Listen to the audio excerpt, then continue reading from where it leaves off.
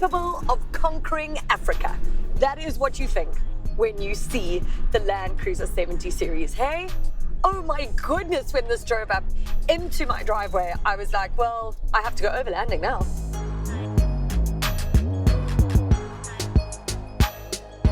If you think an upgrade was going to modernize it and maybe leave it a little bit unrecognizable, think again.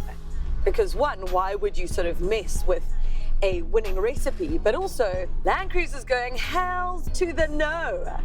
I am sticking with my formula because I love it and so do my fans and can't deny it.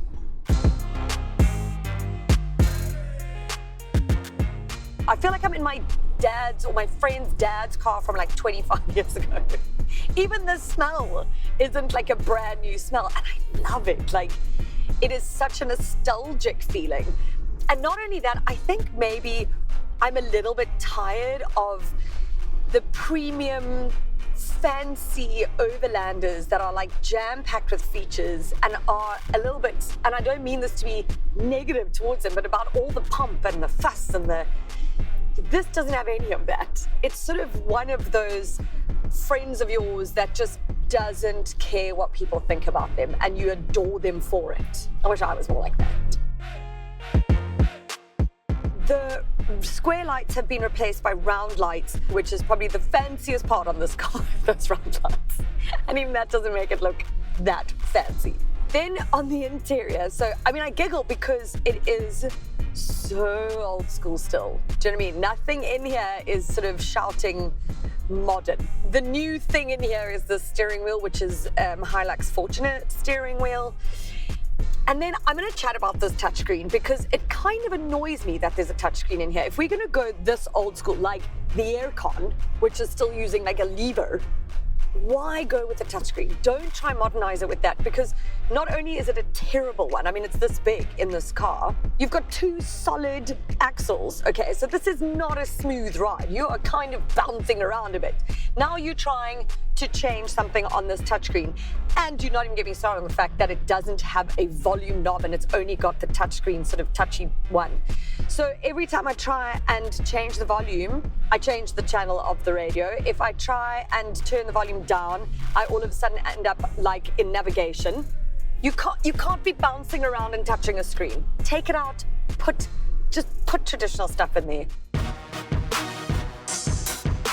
You've got these fabric seats, which although are some of the softest and most plush I've ever experienced, they are already very dated and very old, which I guess is maybe just part of the appeal.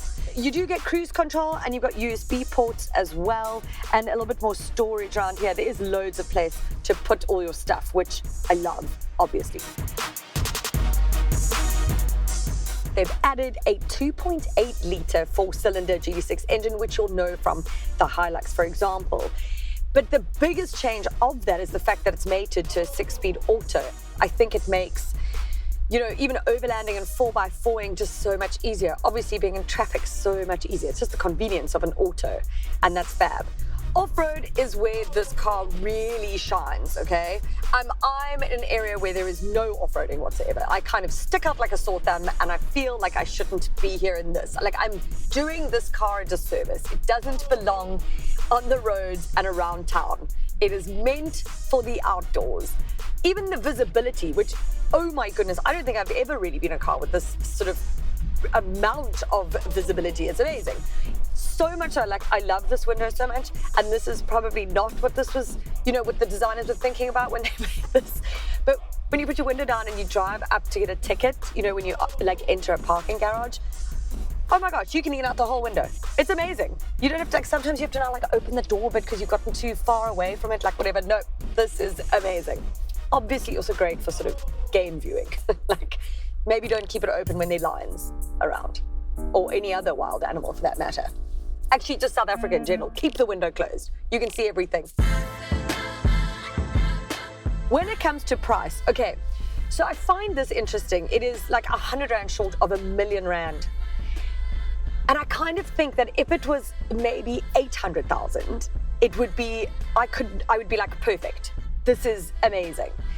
But with that said, you can't compare it to any of the premium or luxury models, and you shouldn't. It's just not supposed to be. This is a car that I think you'd pay R1,000,000 for now, and you're going to have it in 25, 30, 40 years. Do you know, you're going to see it still on someone's farm or overlanding somewhere, and it's still going to be perfect. Can't put a price on that. Sally can't wait.